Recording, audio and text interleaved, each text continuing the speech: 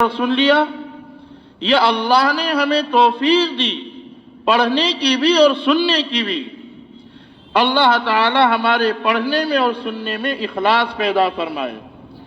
اگر اخلاص ہوگا، اللہ کی رضا مقصود ہوگی، تو چھوٹا سا چھوٹا عمل بھی اللہ کے یہاں پہاڑ بن کر پیش ہو جائے گا۔ اور اگر ہمارے پڑھنے میں اور ہمارے سننے میں اخلاص نہیں ہوگا تو بڑے سے بڑے عمل کو بھی اللہ تعالیٰ ردی کے ٹوکرے میں ڈال دیں گے۔ اخلاص، پڑھنے والے کے اندر بھی اخلاص ہونا چاہیے اور سننے والوں کے اندر بھی اخلاص ہونی چاہیے۔ اب الحمدللہ پڑھنے والوں میں بھی اخلاص تھا اور سننے والوں میں بھی اخلاص تھا۔ اتنا بڑا مجمع جو مسجد کی چھت پر سن رہے تھے، یہ کیا بات تھی؟ یہ ہم سے محبت تھی، محبت کی بات تھی۔ نہیں تو کوئی ایک بندہ ایسا نہیں ہے جس سے ہم نے کہا ہو کہ ہم 3 پارے پڑھیں گے، ہمارے پیچھے آ جانا۔ اتنے بڑے مجمع میں کسی ایک بندے سے ہم نے یہ نہیں کہا کہ ہم 3 پارے پڑھیں گے۔ یہ اللہ کا فضل ہے اور آپ لوگوں کی محبت ہے کہ آپ اتنے اوپر جانے کے بعد ہمارے 3 پارے سنیں۔ یہ اللہ کا فضل۔ اللہ تعالی ہمارے اندر اخلاص پیدا فرمائے۔ اخلاص ہوگا تو چھوٹے سے چھوٹا عمل بھی اللہ کے یہاں پہاڑ بن جائے گا، اور اگر اخلاص نہیں ہے تو اللہ کے یہاں بڑے سے بڑا عمل بھی۔ دیکھیے 500 سال لوگ اللہ کی عبادت میں ایسے مصروف رہے کہ اللہ کے علاوہ کسی اور کا خیال اور ذہن بھی نہیں آیا کہ اللہ ہم تو اپنی عبادت کے ذریعے جنت میں جانا چاہتے ہیں۔ ہم نے سمندر کے کنارے 500 سال بیٹھ کر آپ کی عبادت کی، اور عبادت ایسی کی کہ پلک جھپکنے کے بقدر بھی ہم آپ سے غافل نہیں ہوئے۔ اللہ تعالیٰ فرمائیں گے اچھا اپنی عبادت کے سبب تم جنت میں جانا چاہتے، ذرا ان کی جہنم کی ہوا تو کھلاؤ، جہنم کی ہوا تو کھلاؤ۔ جہنم کے سامنے سے جیسے گزرے، پیاس لگی، گرمی کی شدت، پیاس لگی، اللہ نے فرمایا کہ 1 گلاس پانی یہ 500 سال عبادت کے سبب ہے۔ کہ جب پیاس لگی تو آدمی تو سب کچھ دے سکتا ہے، جب آدمی کو پیاس لگتی ہے اللہ کی انمول نعمت پانی کہ 500 سال عبادت کے بدلے تمہیں 1 گلاس پانی ملے گا۔ پیاس لگی، کیا نہ کرتے، 1 گلاس پانی مل گیا۔ اب کیا رہ گیا پاس؟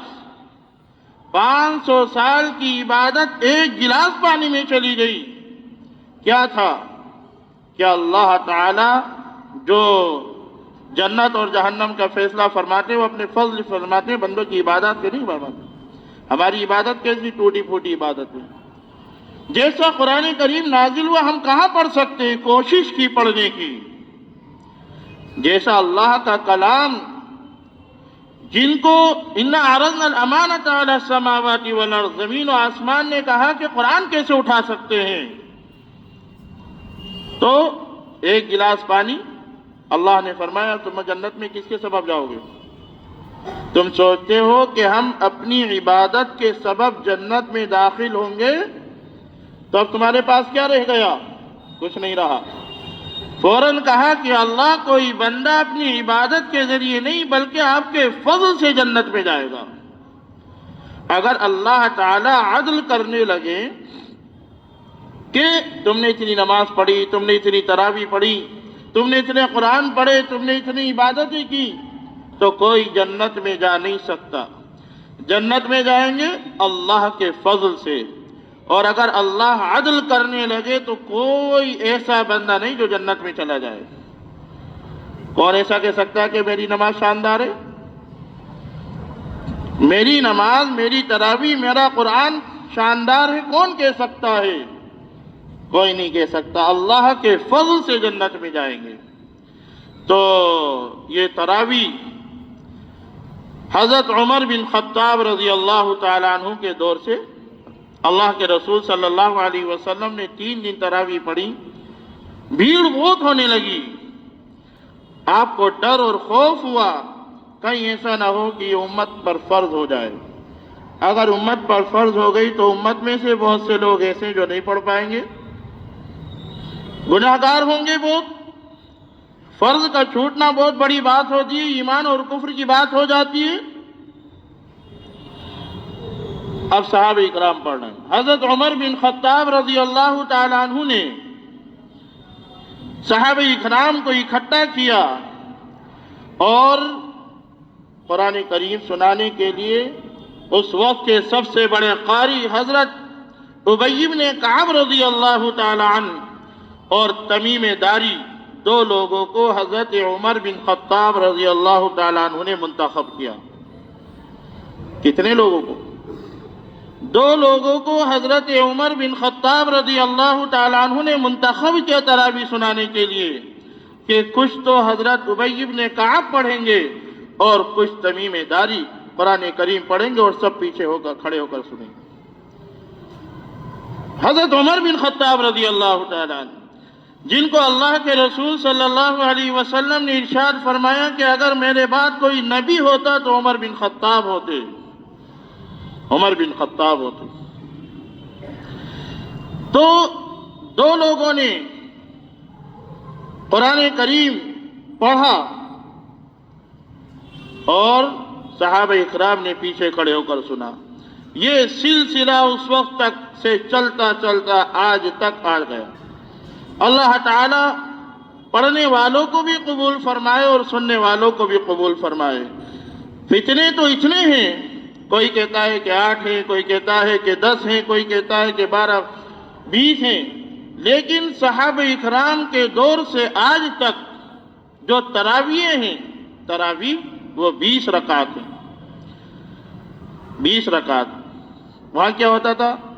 مکہ مکرمہ میں لوگوں نے تراویح پڑھی، 4 رکعت تراویح پڑھی، پڑھنے کے بعد جو ہم تھوڑی دیر بیٹھ جاتے ہیں تو وہاں پر یہ ہوا کرتا تھا کہ بیٹھنے کے بجائے بیت اللہ کا طواف شروع کر دیتے، کیونکہ تراویح پہلے کے لوگ جاندار تھے، پوری رات تراویح پڑھا کرتے تھے۔ یہاں تو ذرا تھوڑی سی دیر ہو جائے، 5 منٹ 10 منٹ اگر دیر ہو جائے، کیا معاملہ ہے؟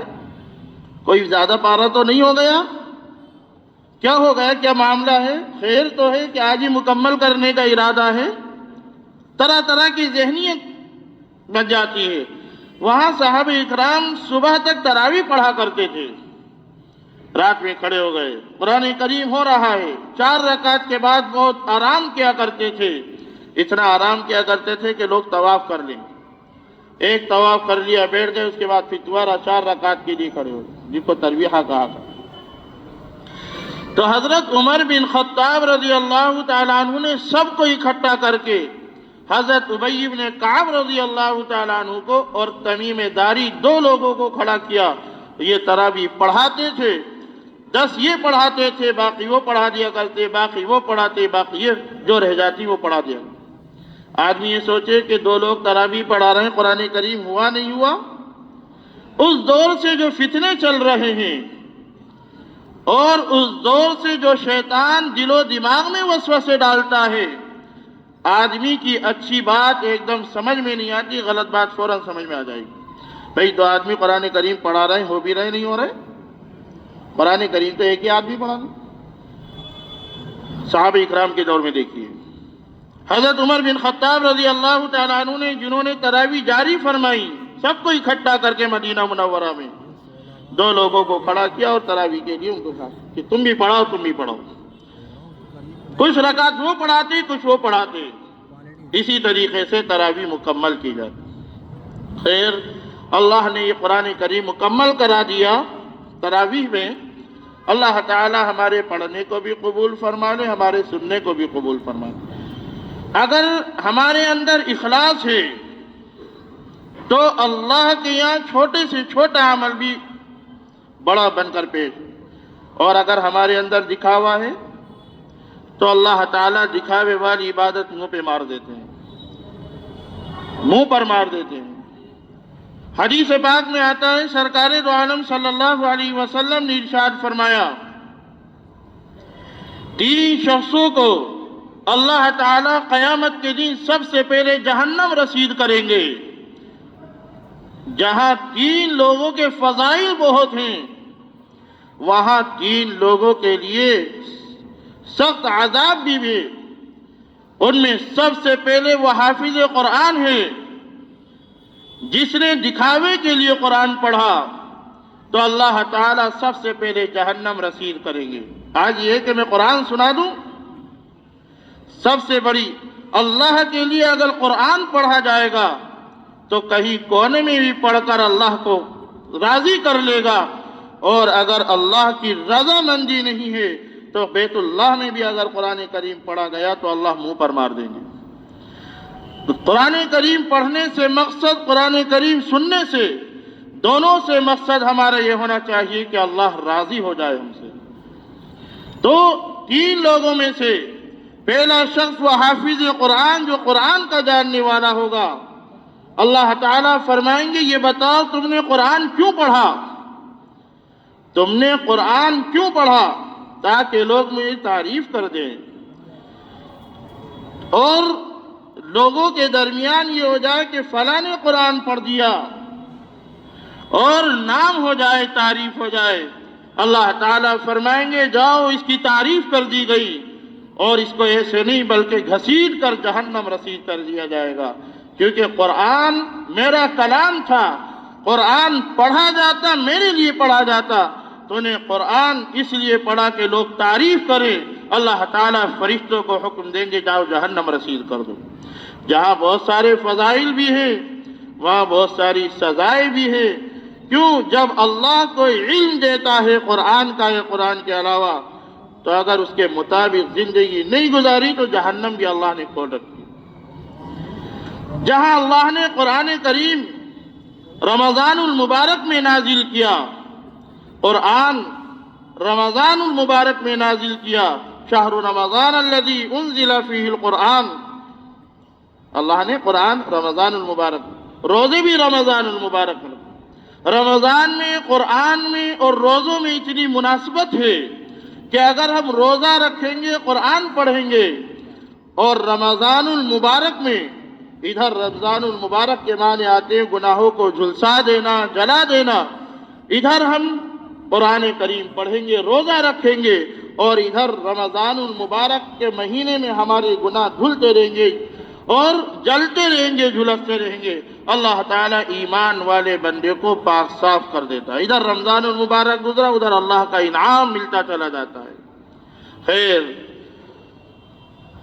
یہ قرآن مقدس کی محفل ہے اور اللہ نے ہم سے قرآن کریم پڑھوا دیا۔ اللہ تعالی ہمارے پڑھنے کو بھی ہمارے سننے کو بھی قبول فرمائے۔ یہ بتا دیا کہ اس رمضان المبارک میں 2 سنتیں ہیں۔ ایک سنت تو پورے قرآن کریم کو سننا یا پڑھنا ہے، ایک سنت، اور وہ اللہ نے یہ سنت پوری کرا لی۔ اور دوسری سنت یہ ہے کہ پورے مہینے تراویح پڑھنا ہے۔ ایک سنت تو اللہ نے مکمل کرا دی، اب دوسری سنت کی بات ہے۔ دوسری سنت ہم کوشش کریں باقی دن جو رہ گئے ہم انشاءاللہ تراویح پڑھیں گے۔ ایک سنت مکمل ہو گئی، ایک سنت باقی رہ گئی، اس پر بھی عمل کیجئے۔ اللہ تعالی ہمارے اس عمل کو قبول فرمائے۔ الحمدللہ رب العالمین والصلاة والسلام علی سید المرسلین وعلی